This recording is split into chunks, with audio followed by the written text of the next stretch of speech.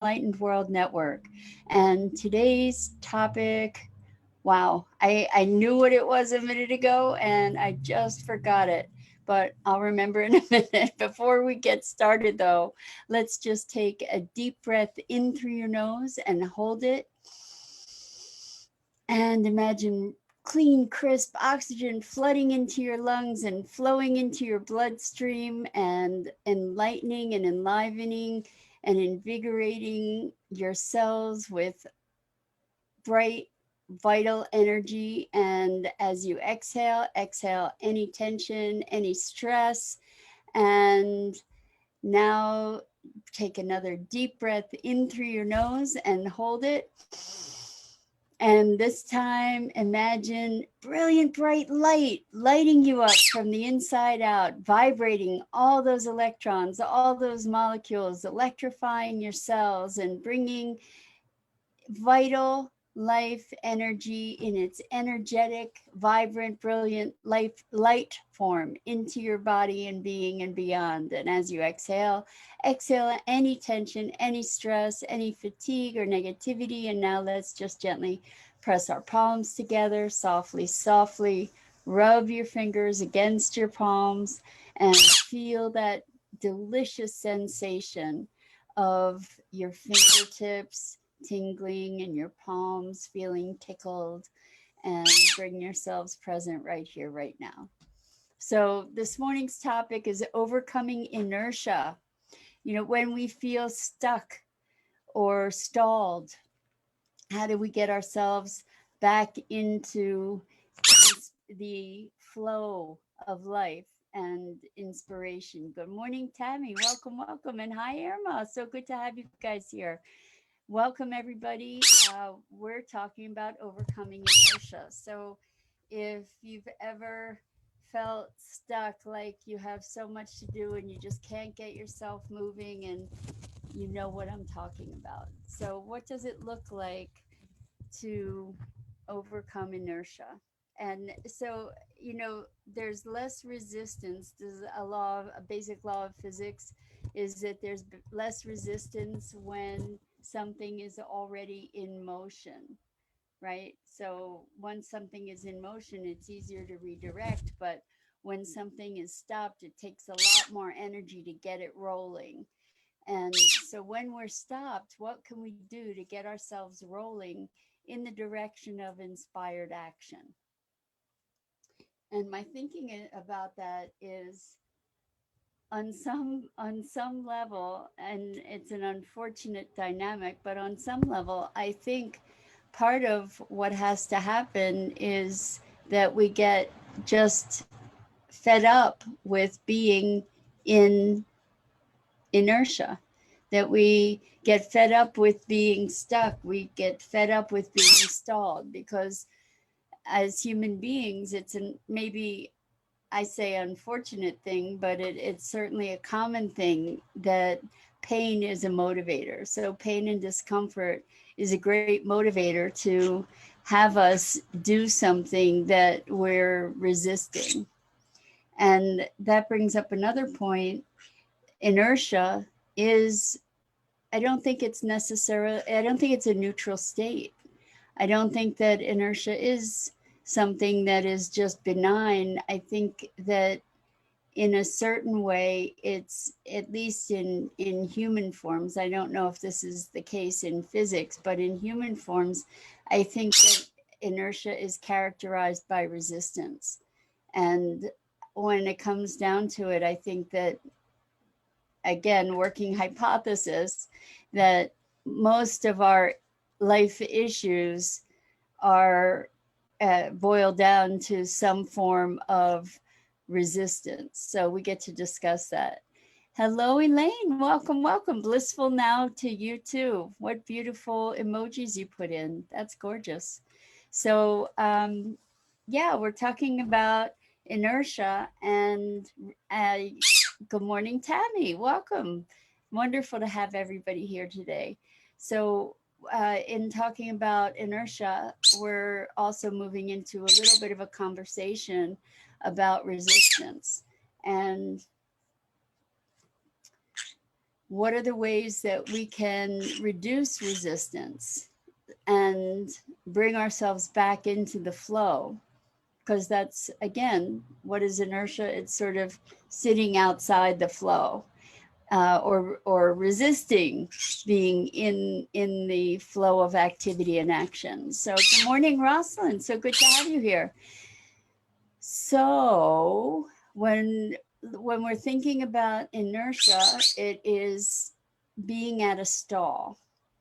And if indeed, hypothetically, we're entertaining the hypothesis that part of the reason that we're in a stall is because we're resisting something, what we might do is find something that we're less resistant to. So let's say I'm just a really mundane existence. Let's say I feel that, good morning, Robert, welcome.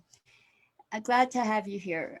Let's say I feel like, yes, the house really needs to be cleaned, and I just can't get myself to do it. And I'm just in inertia, I'm stalled. So it may be that by redirecting our attention to something that we don't have as much resistance to, we can get in motion. And once we're in motion, then we can move ourselves in the direction of the thing that we're desiring to accomplish, or the thing that we've been avoiding in some way. Because inertia, in again a human sense, when we're kind of stuck and in a stall, we're avoiding the thing that we're not taking inspired action, or that we're not inspired about, let's say. So how can we manufacture that inspiration? So much of, well, pretty much everything that we address in terms of how we can expand our sense of, this is a somewhat dried up apple core that Maggie's eating, by the way. So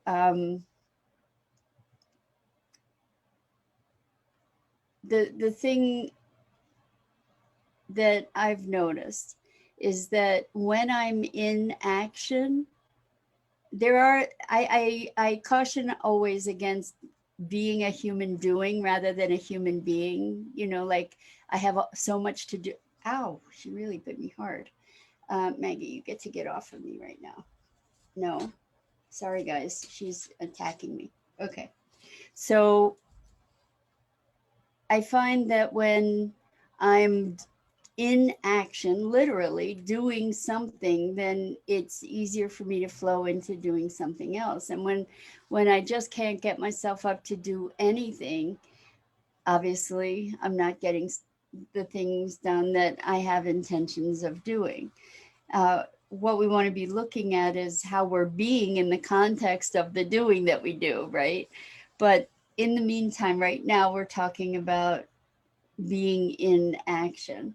And so thinking of something fun to kick things off can make a difference. And maybe even something like just choosing to do a silly dance or turn on some music and allow yourself to just sort of play.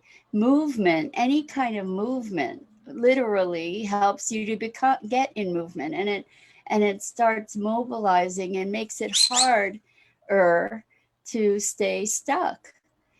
If we're stuck emotionally, same thing. Now, yes, you have to find a place to muster the will to turn on the music and do a dance, or you could sing, or you could just jump around. And yes, it takes the will to do that. So where does that will come from? Again, I'll circle back. Maybe it comes around from being at a place of enough discomfort in the stall or the stuckness that you have a willingness to get yourself out of it. So I don't know about you, but there have been times when I've just been sitting around doing nothing and feeling like I have all the stuff that I truly desire to get done. And I just get fed up with myself. Sometimes there's a conversation about what, why can't I do this? Well, that's not the best conversation. The better conversation would be, what would it take to get me to do this? We typically will berate ourselves in a way that keeps us stuck and further embeds the undesired behavior. One of the things we can do is say, okay, well, what would it take? What would it take to get unstuck here? What would it take to get me up out of this chair to do something? Well, what would be fun? What would make it more fun? Those are great questions. Good morning, Andrea. Welcome, welcome. We're talking about getting unstuck, essentially. We're talking about breaking through inertia and ways that we can go about that, and what are the dynamics of it. Another thing that we can look at is, well, what are we resisting? And when we think about what are we resisting, then we can say, well, what would I enjoy? Because what's the opposite of resistance? Resistance is like a fending off, and enjoyment is a calling in. So what would pull me forward? What would help to elevate me literally from my seat to a space where I'm in action, and then I can accomplish what my objectives are more directly. So, for instance, if I go back to my example about cleaning, one of the things that I know for me is an inhibitor is feeling overwhelmed that, oh my gosh, it's such a big job, whether it is or not. That's the perception. So by giving yourself just a little objective. So one of the things that can keep us stuck is feeling in overwhelm, or feeling like we don't know where to start or what steps to take. And we, even in those situations where we're feeling overwhelmed, it's likely that we can identify at least a first step. It's likely that we can. So as soon as I said that, what came into my mind was, well, I don't know where to start. So not knowing where to start, you can still say, okay, I don't know where to start, but if I did know where to start, where might I start? It's not like there's the right start. Maybe I can just start by standing up, or maybe I can start by taking out a pen and a notebook to start jotting down some notes, or pull up something on the computer where I can make notes of what my steps might be. I've worked with people who have, when they're faced with a project, they're facing this inertia and resistance and fear and fear of the unknown. I don't know how I'm going to do it. And that can be crippling if you allow yourself to stay there. Good morning, Abdullah Fattah. Welcome. It's great to have you here. It can be really helpful to just take a moment to sketch out a picture. So maybe the picture's overwhelming. Maybe the reason the overwhelm is there is because there is no picture. And I think that that's often the case, is that one of the reasons that we end up in a stall is because we truly don't know where to start, because we haven't thought things through. We don't have an overarching image or idea or conversation about what this thing is that we want to accomplish. In the case of cleaning the house or the apartment or whatever, as that I was using as an example, maybe I don't have a strategy mapped out. And that's why it's overwhelming. And then when I do have the strategy mapped out, let's say that I do take that as my first step, then I can, instead of requiring that I do all of it, I can say, okay, well, I'm just going to start by cleaning out the kitchen sink. I'm going to start by cleaning off the counter. And I'm going to allow myself to just do that if that's what it takes. The thing about that is that you are then in action. You are then in the process of movement. And then it's easy from that moment, it's easier to say, oh, okay, well, I got the counter clean. You know what? Let me clear off that surface. And you know what? Maybe I'll sweep the floor. And then you can move back into inspiration because you've lost the resistance. You've overcome that resistance. So Rosalind says meditative walking, or if you can't get outside, coloring books with lots of colorful pencils or markers could help move through thoughts about a task. Well, that's really interesting. Meditative walking, I know that Joe Dispenza, I don't know if you guys are familiar. I know that Irma is, and Joe Dispenza has tons of meditations that are to support us in creating the world that we dream of for ourselves, the lives that we dream of. And he has an intensive week-long program.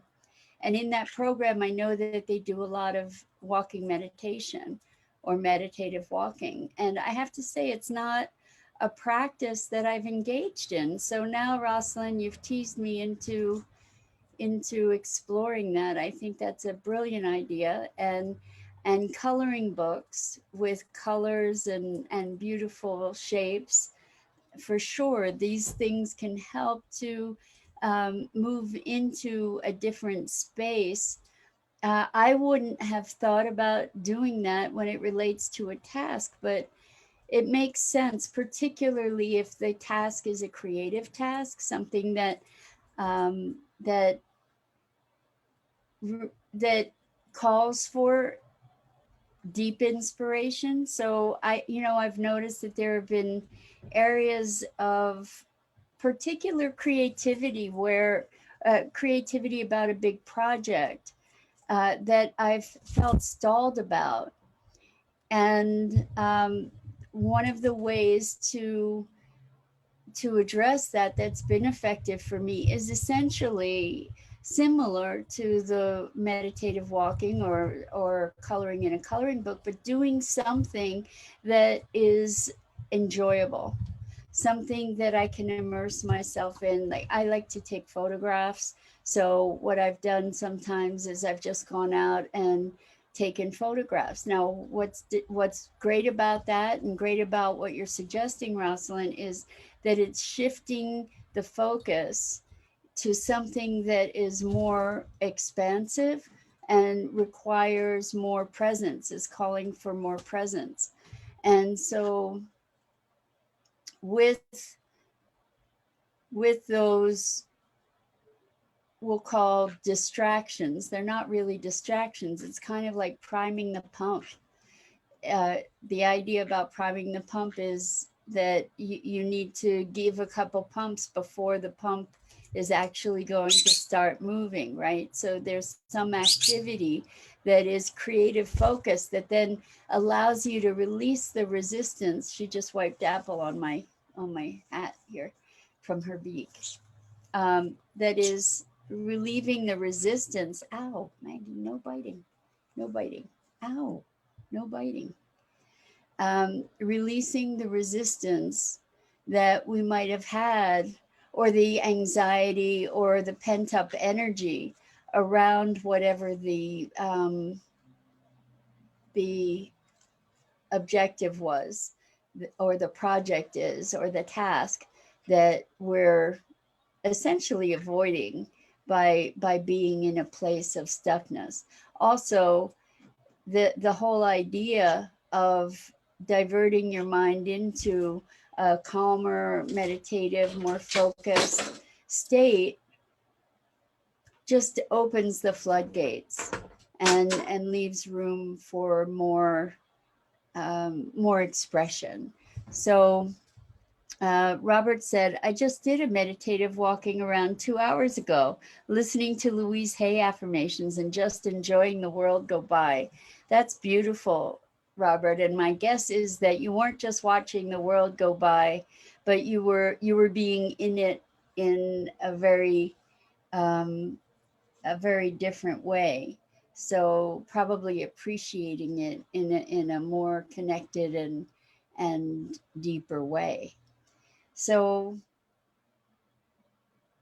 when we think about procrastination, that's really kind of what we're talking about, being stuck or stalled. What we're doing is we're not in the flow. We're kind of damming up all that energy, right? We're holding ourselves back from participation and movement into expression. And Rosalind says, from calm, we can be productive or create. Absolutely, because what are we doing? We're releasing that resistance. We're releasing that tension and that potential anxiety or fear around something. And so people have very different ways of um, dealing with stress. And some people avoid stress by doing. Other people avoid um, doing with stress, right? So, and maybe they're the same people. Maybe we're all the same people in that respect. But when we can calm ourselves and feel into a task, even one way is to divert our attention to something else in order to get things flowing, and then we're in a better state to think about the thing that we were previously stuck around. Another way is by putting attention on the thing itself to say, okay, well, maybe I'm just feeling overwhelmed. Where can I start? And it doesn't have to be the right place to start. There might be 95 different or more different ways to start something.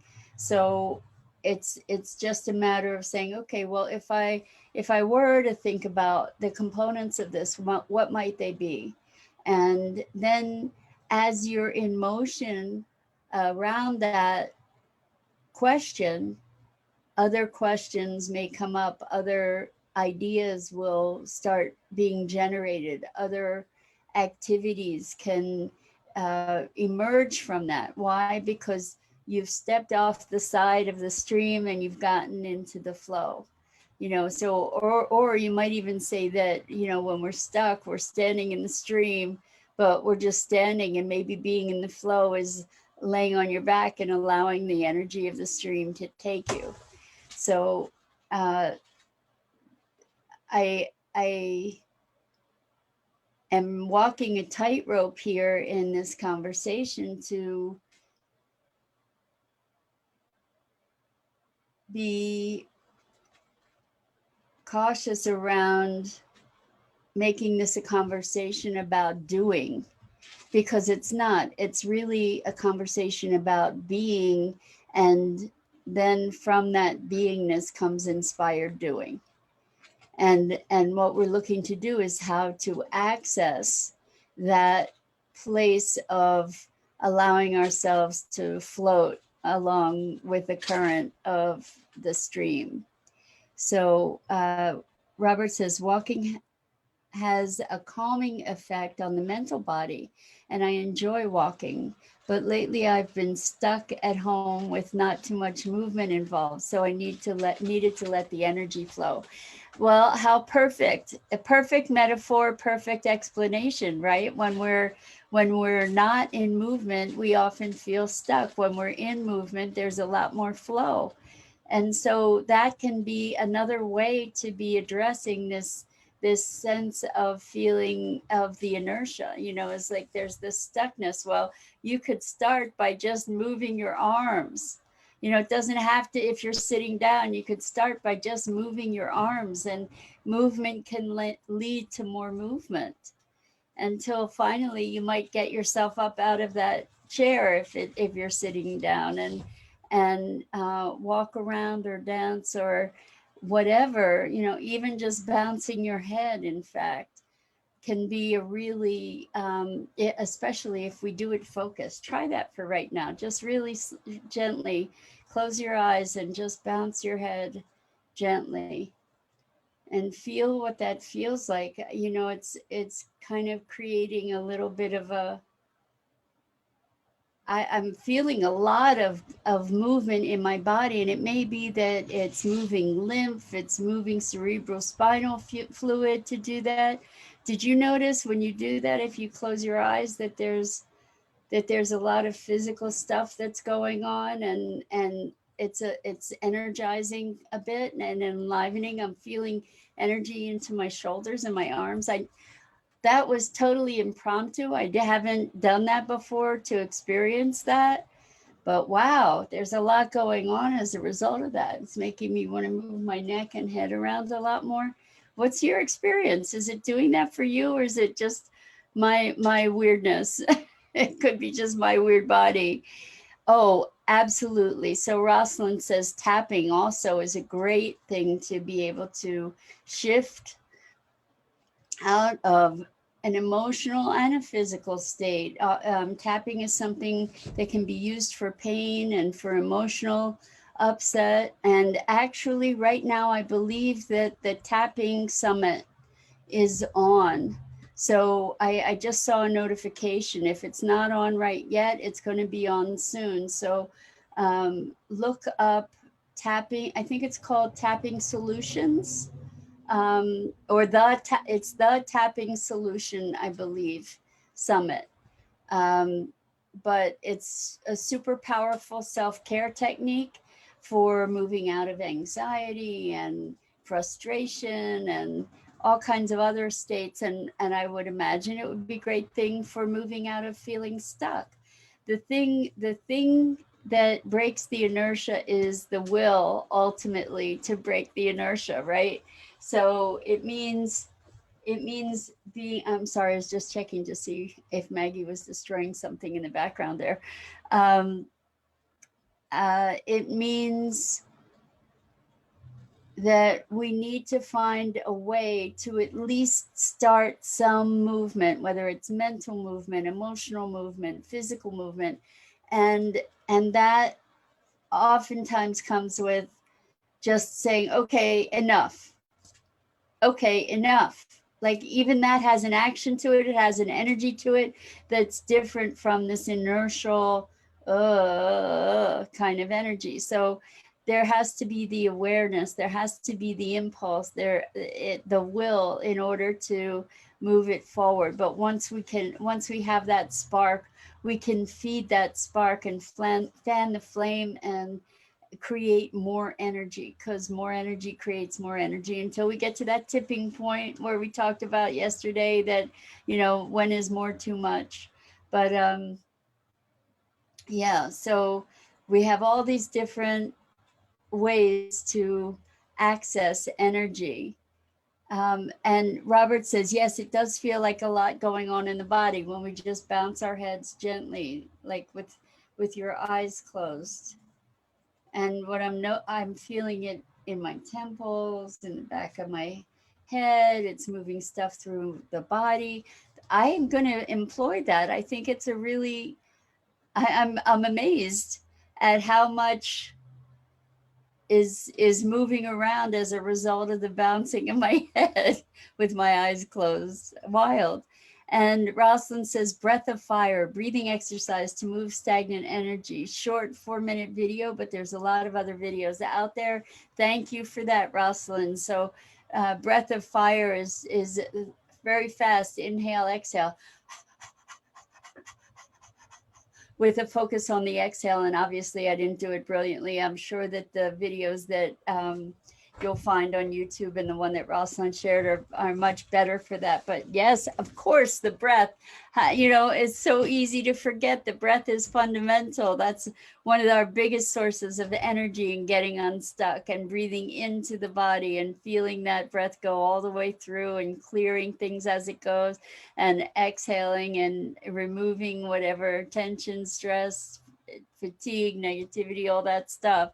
Hello, Elaine. Welcome.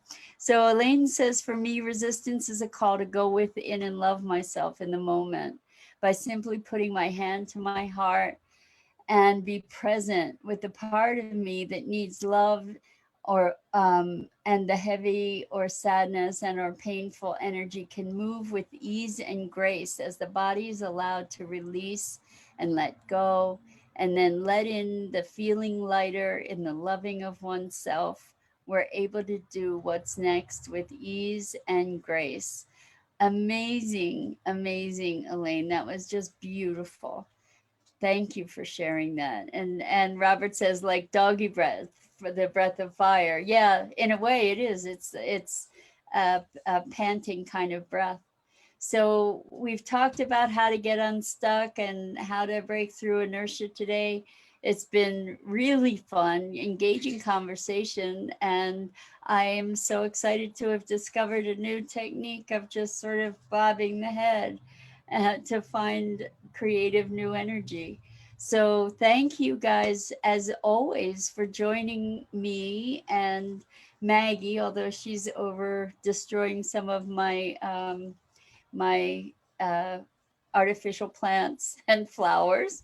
Um, anyway, I so appreciate this time that we spend together. And I'm Mira Rubin. This is the Core Connection, and I go live on the Enlightened World Network Facebook page every weekday morning at 9 a.m. Eastern. It's such a joy and privilege to be with you. Please check out the other awesome programming on Enlightened World Network. And until next time, get into the flow with any number of the wonderful ways we've discovered, and enjoy.